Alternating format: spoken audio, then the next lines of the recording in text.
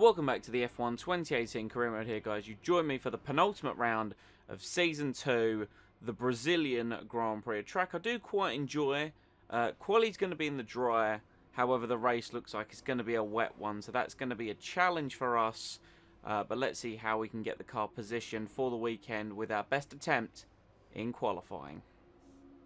Welcome to qualifying here in Interlagos as the cars are readying up for what's likely to be a very important session. So here we go, qualifying lap. We are going for our third and final attempt, as there was nothing really going on with the car. Figured I'd get the intro bit just nice and short and out of the way, really, in 100% honesty.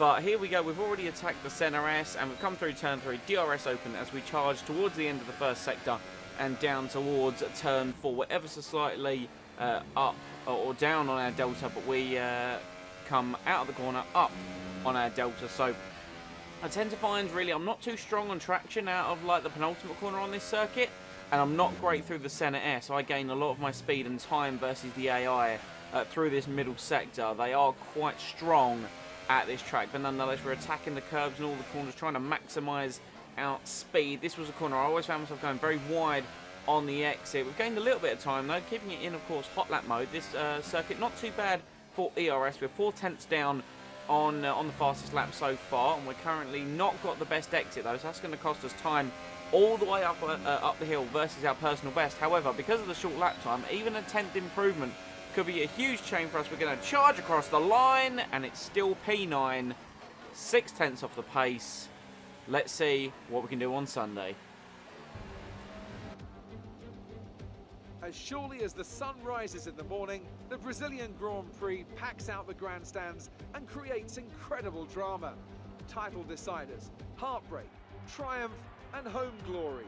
All these and more can be found in abundance here at the Autodromo Jose Carlos Pache. It's an unusual anti-clockwise race here at Interlagos, where the Sao Paulo locals are packed into the grandstands at each of the 15 corners around this classic 2.7-mile circuit. Two very fast sections bookend the famous and highly technical Sector 2, where getting a good run out of Junsao into one of the 2 DRS zones will be the key to any overtaking prospects today. Anthony Davidson joins me again for the race today. Let's talk about the captain. That was a solid result in their last race. Can they keep that momentum going this weekend? There are never any guarantees in this business, but certainly the performance last time out would have boosted their confidence coming into this one. So before the off, let's remind ourselves of yesterday's qualifying session with a look at the starting grid. Esteban Ocon lines up on pole position, with Sebastian Vettel starting alongside. Looking down the rest of the grid, we have Perez, Hülkenberg, Kimi Raikkonen and Sainz, Bottas, Verstappen, the captain and Roman Grosjean, Magnussen, Sirotkin, Fernando Alonso and Leclerc, Stroll, Ricciardo, Brendan Hartley and Marcus Ericsson. Gasly, they've taken a grid penalty, and Stoffel van Dorn completes the grid. Now it's almost time to lights out, so let's go down to the track. Okay, the run into turn 1 isn't too long, so the pack will be bunched up. Take care. So here we are, still starting P9 on the grid. Means we are in the top 10, and we are going to be using the tyres we qualified on. However, it's not exactly going to be very long before the rain starts to come down. So pretty much my plan is run the car a little bit heavy at the start of the Grand Prix and just burn that until the rain comes. And even in the early part of it, we can still try and just burn off that fuel, because like I've said, I think the car could be good. Sort of traction at the final corner is rough, but with a bit of DRS early on, I think I can still make some moves into turn 1, and then really pushing our car through the middle sector. That is where I make up the most time on this circuit here. So we're going to run 2 laps over. There is a period of the race where it is going to go to heavy rain right near the end, so I'm pretty much ignoring the strategy it's presenting me. Here I'll show you the setup. Once again with this Mercedes, I'm having set it up differently than I did the Force India. A lot more focused on the rear when it comes to the downforce, as it was, you know, I like to try and bring the back end round with a little bit of oversteer, but yeah, it proved to be very challenging. So a very rear focused sort of setup with a nice pointy front end. We'll see how that sort of factors in and how that's going to benefit us over the course of the race, especially with the rain. You know, over the years, you guys have come to establish that myself in wet conditions doesn't exactly go too well, but nonetheless, we're just trying to get the most points possible coming out of this weekend, and then set ourselves up for a good run in Season 3 with the Mercedes to try it for the title. But now we build with the 5 red lights of the Brazilian Grand Prix. Long hold, but lights are out, and away we go. Verstappen responds brilliantly off the start. Grosjean swamps us. We're going to move to the inside. Both Haas cars. We're going to sandwich Verstappen down the inside. That, of course, puts us on the outside towards turn 2. A bit of contact. Yellow flag. The Red Bull of Verstappen is round by the looks of things. A warning for contact with Verstappen.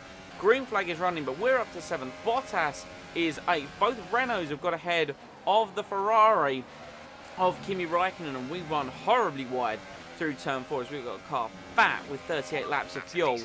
And yeah, our engineer getting our ear about our start. We are up 2 places, but at what cost as we run wide again, just with the car very fat with fuel. So I've just got to calm it down a little bit, bring it back under control, and we're going to review the start really and sort of see what happened there. Ocon was of course leading away from pole position from Vettel and then Sergio Perez, but I need to see what has happened here with Max Verstappen. So we move to the inside of the Haas cars, bring it down the inside, no real contact made there, and it appears to be Verstappen. Oh, what's happened there? Verstappen was ahead of Bottas. He turned in, that flicked his rear end round. That's where he made contact with myself. I thought we hadn't been too bad versus Verstappen, but no, it was just the fact he was sandwiched between ourselves and Valtteri Bottas, because you see there he got a better start than Bottas. He was just tucked up behind the Renault, unfortunately, so Verstappen had nowhere to go. Bottas on the outside. There's me on the inside, and yeah, you see Max try and turn in, and just, yeah, a game of physics caused his car to rotate and put him near the back of the field.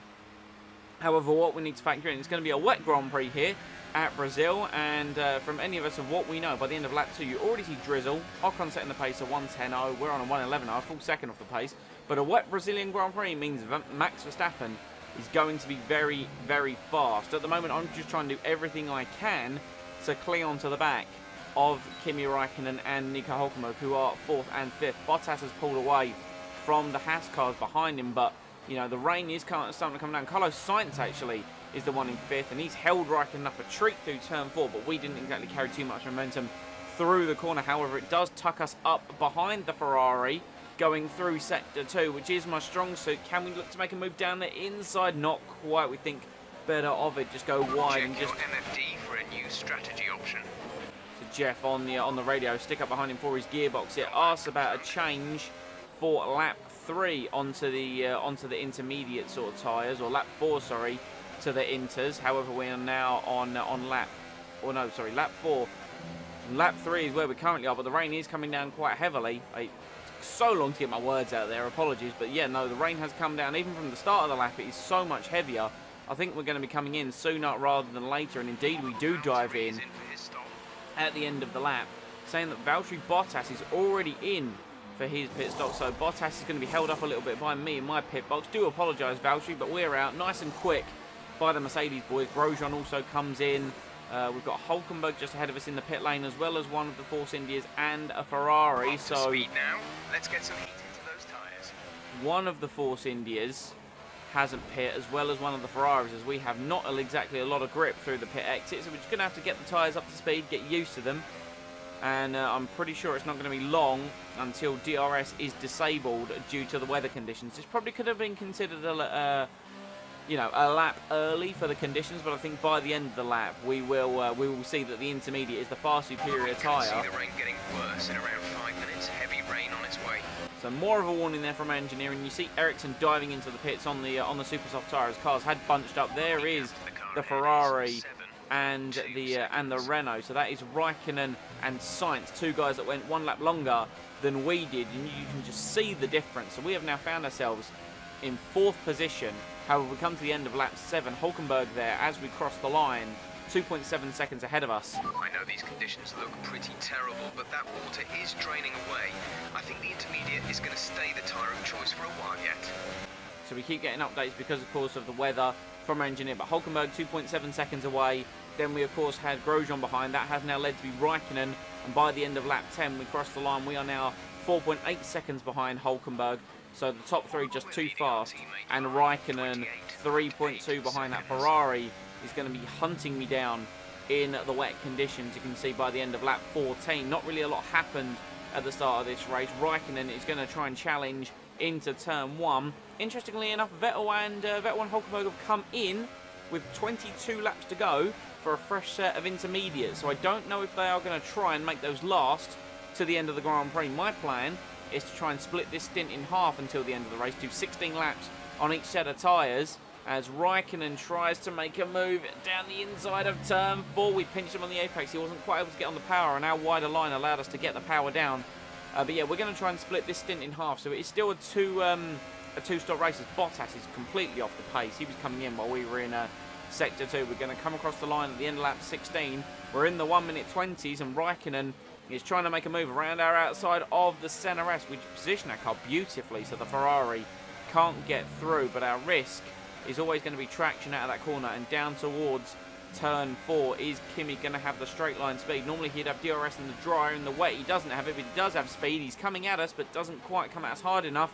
That said, though, we've run wide, made a mistake through turn 4, gone on the runoff area, and Raikkonen is able to duck down the inside of turn 5 and up towards turn 6. Kimi Raikkonen takes second position here. You can just see the rain is belting down. We're in the phase of the race, I think, where it is transitioning to heavy rain. In fact, we're going to have a little look as we continue to push the car. Tyres are where they are, about 40 or so percent, and Raikkonen's disappeared down the road. We've got about 15 minutes of this heavy rain left, after which we should see light rain conditions. So an update from the engineer there, as he says, the heavy rain is indeed coming down, but not heavy enough for the full wet tyre. So Raikkonen's disappeared, and we've got Sebastian Vettel quickly catching us for company, but we're going to be coming in end of lap 20. As I said, you know, we came in lap 3, lap 4, we're now coming in lap 20 to split the stint in half and get our final set of intermediate tyres to go to the end of the Grand Prix. Now that was scheduled to be a tactical plan, as Sainz is also coming in by the looks of things. He's massively dropped off the pace and hasn't actually stayed with the Ferrari's pace, but you know, this leaves the idea that we have no stops left to make and Vettel has 1 stop left to make. However, he was right up behind me before this pit stop. I'm hoping the fresh inters will alleviate the difference between the performance of our 2 cars, but we shall soon see, as Raikkonen is 4.5 seconds down the road. So he hasn't got really too far away, but we just need to keep our foot down and see what we can do. Our first full lap on these tyres is a mid-18, and considering before the end of our stint it was, you know, we were in the 20s, so an 18.7 again. However, by the time it comes to the pit stop lap, end of lap 26, we're taking a huge cut now. We are ahead of Hulkenberg, but unfortunately still behind Sebastian Vettel. And our engineer still thinks we're pitting again, but no, we are going indeed to the end of the Grand Prix. So unfortunately, we have not been able to challenge Vettel. So it looks as if it's going to be 2 Ferraris on the podium. Raikkonen leading championship leader Vettel as we come across the line, end of lap 29, beginning of lap 30. We're still in the 18s, but Perez has managed to find himself now up in 5th place. He's also pit for a couple sets of intermediate tyres. So it's going to be in the closing stage of this race. If Perez can get up behind me, it's going to be myself versus Perez, the Force India Mercedes versus the Works Mercedes. Well out there. Keep it up. We're looking at about 10 more minutes of rain. 10 minutes. And you can see there, as the engineer has advised, 10 more minutes of rain, but we are now in the light rain conditions, so this is the point where our tyres are a little bit more worn. However, you can see the lap time has improved because we're in the 18.3s, but Perez now less than a second behind me, and he's got Nico Hulkenberg for company right up behind him, so hopefully we can hold it together for the final 4 laps. That will be the difference between 4th and 6th in this Grand Prix. Vettel 11 seconds up the road, Perez only 6 tenths behind. We've slid on the exit of Yunkao coming up the hill, and I don't know how that's going to affect us. We are in hot lap mode.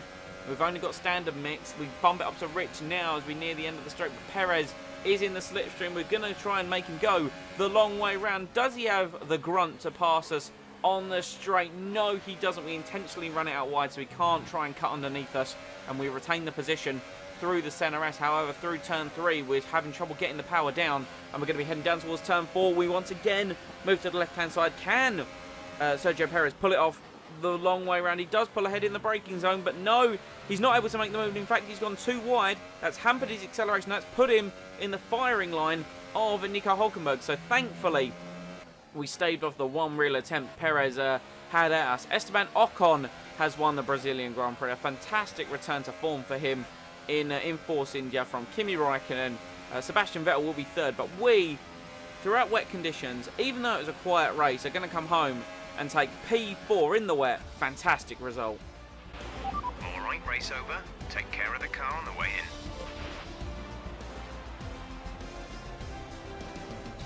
It's been my privilege over the years to witness a number of great sporting events, and here's another to add to that prestigious list. It's the ultimate dream for any racing driver. We have a new Formula One World Champion. Brilliant stuff from Force India today. What a superb victory. And Anthony Davidson, give me your thoughts. How did they accomplish this result? Well, they clearly have a car that comes alive in the kind of conditions we were dealing with today. It's a very balanced package in the wet, and what that means is that the drivers have confidence to attack. And having that confidence gets you on the power earlier, it lets you brake later, and can put you a long way up the road.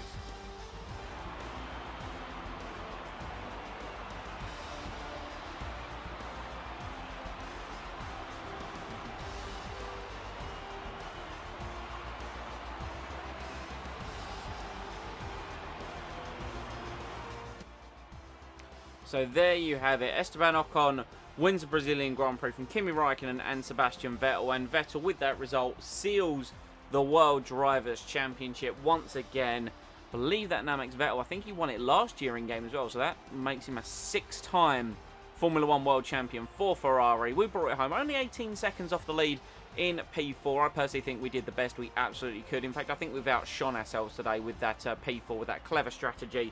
Perez in P5, Hulkenberg P6 just behind me. Just a little bit down the road was Sainz, who found a bit more speed near the end of the race. Alonso doing a fantastic job in McLaren to come home in 8th place, with Ricciardo and Roman Grosjean rounding off the points-paying positions.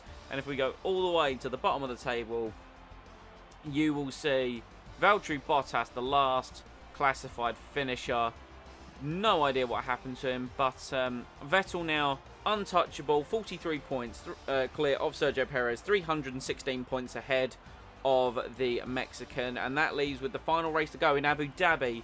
Sergio Perez and myself separated by 2 World Championship points, so it's coming down to the final race of the season. We were teammates from the start of the year, and we've been rivals throughout, but then obviously since we took the Mercedes seat, and you know, people will say, and I'll agree, the worst car, we've still been able to fight him down to the final race. Just 2 points separate us going into Abu Dhabi. Kimi Raikkonen closing up there with 225 points, but he won't be able to move. As we go over to the constructors side of things, Force India lead the way. Ferrari could still win it in Abu Dhabi. However, they would need a 1-2 for 43 points, and Force India to score next to nothing, which I personally wouldn't mind. We languish in P4, unfortunately. 255 points for the Mercedes team. No real way of catching Red Bull, but we're going to finish there because Renault, they're not really able to catch us. The only other fight is McLaren and Haas to see if they can overtake anyone before the end, or overtake each other before the end of the season. But guys, that's been the Brazilian Grand Prix and the penultimate race of Season 2 of the career mode. I hope you have enjoyed. Leave a like if you did, and comment any feedback down below. It was a bit of a quiet one, granted, and you know, I'm not, like I've said, I'm not really the best sort of performer in the wet, but like I said, I think we did better than I could have hoped for today.